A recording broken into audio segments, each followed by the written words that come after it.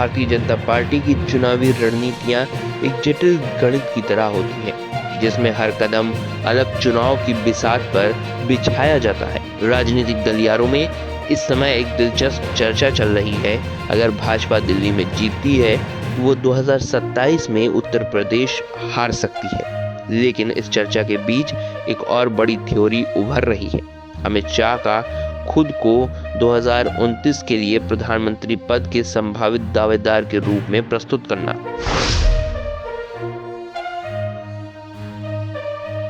सूत्रों की माने तो भाजपा इस समय एक अलग रणनीति पर काम कर रही है। दिल्ली में अगर हार भी होती है तो पार्टी यूपी को बचाने के लिए अपनी पूरी ताकत झोंक देगी। भाजपा के लिए दिल्ली भले ही महत्वपूर्ण है, लेकिन यूपी उसकी राजनीतिक रीढ़ है।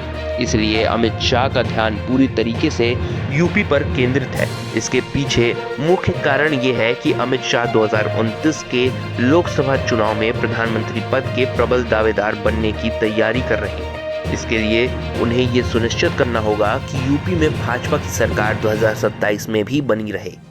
यही वजह है कि उन्होंने 2022 में योगी आदित्यनाथ को दोबारा मुख्यमंत्री बनाए जाने का समर्थन किया था। अमित शाह चाहते थे कि योगी यूपी में व्यस्त रहें ताकि राष्ट्रीय राजनीति में उनका हस्तक्षेप कम हो और खुद अमित शाह का रास्ता साफ हो सके।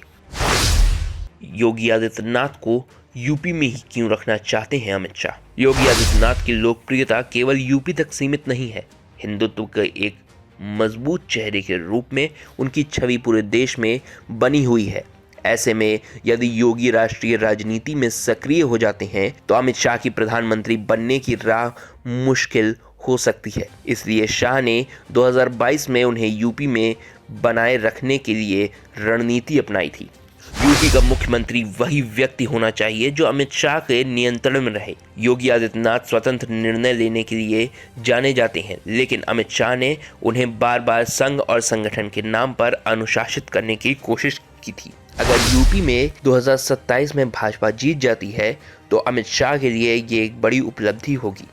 ये उन्हें पार्टी में एक मजबूत दावेदार बना देगी और मोदी के बाद संभावित प्रधानमंत्री के रूप में उनकी स्थिति को मजबूत करेगी।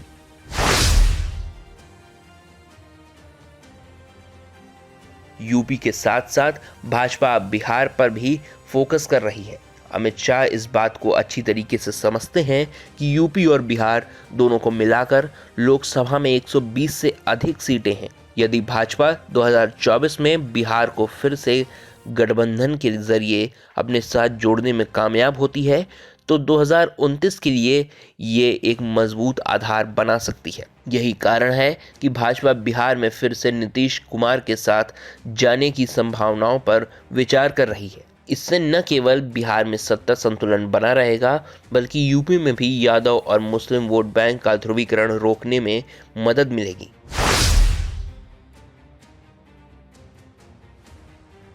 अगर भाजपा दिल्ली में जीतती है तो पार्टी के नेता और कार्यकर्ता यूपी को हल्के में ले सकते हैं। इससे संगठनात्मक कमजोरी आ सकती है, जिसका फायदा विपक्ष उठा सकता है। यूपी में अखिलेश यादव, मायावती और कांग्रेस यदि एकजुट हो जाते हैं तो भाजपा के लिए ये एक बड़ी चुनौती होगी। खासतौर पर दलित, पिछड़ा और मुस्लिम वोट बैंक को एक करने की कोशिश हो रही है, जो 2027 में भाजपा के लिए नुकसानदेह साबित हो सकती है। यूपी के चुनाव स्थानीय मुद्दों पर होते हैं। अगर भाजपा ने सिर्फ हिंदुत्व और राष्ट्रवाद के मुद्दों को ही आगे बढ़ाया और रोजगार, महंगाई, किसानों की समस्याओं को नजरअंदाज किया तो जनता का गुस्सा 2027 में भाजपा के खिलाफ जा सकता है।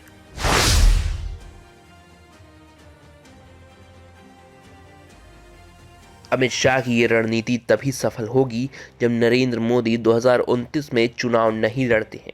हालांकि मोदी का कद अभी भी बहुत बड़ा है और वह 2029 में भी मैदान में हो सकते हैं, लेकिन अगर मोदी खुद को धीरे धीरे किनारे करते हैं तो अमित शाह भाजपा के भीतर नंबर 1 दावेदार बन सकते हैं। हालांकि योगी आदित्यनाथ भी एक मजबूत दावेदार हो सकते हैं। अगर यूपी में 2027 में भाजपा की जीत होती है और योगी आदित्यनाथ मजबूत होकर उभरते हैं तो अमित शाह के लिए चुनौती बढ़ सकती है। यही वजह है कि शाह चाहते हैं कि योगी केवल यूपी तक सीमित रहें और राष्ट्रीय राजनीति में उनकी भूमिका सीमित रहे। दिल्ली में जीत और यूपी में हार की थ्योरी राजनीतिक गलियारों में एक बड़ी चर्चा का विषय बनी हुई है, लेकिन असली खेल अमित शाह की 2029 की प्रधानमंत्री पद की महत्वाकांक्षाओं से जुड़ा हुआ है। अगर भाजपा दिल्ली हारती है तो उसकी रणनीति यूपी पर पूरे फोकस करने की होगी। बिहार में फिर से गठबंधन करने की कोशिश होगी ताकि यूपी में भाजपा को नुकसान ना हो। अमित शाह के लिए 2027 का यूपी चुनाव निर्णायक साबित हो सकता है। अगर यूपी में भाजपा हारती है तो उनके प्रधानमंत्री बनने की योजना को झटका लग सकता है, लेकिन अगर यूपी में जीत होती है और योगी आदित्यनाथ मुख्यमंत्री बने रहते हैं तो शाह का 2029 का दावा मजबूत हो सकता है। अब देखना ये होगा कि भाजपा दिल्ली और बिहार में क्या रणनीति अपनाती है और यूपी में अपनी सत्ता बचाने के लिए किस तरह के कदम उठाती है।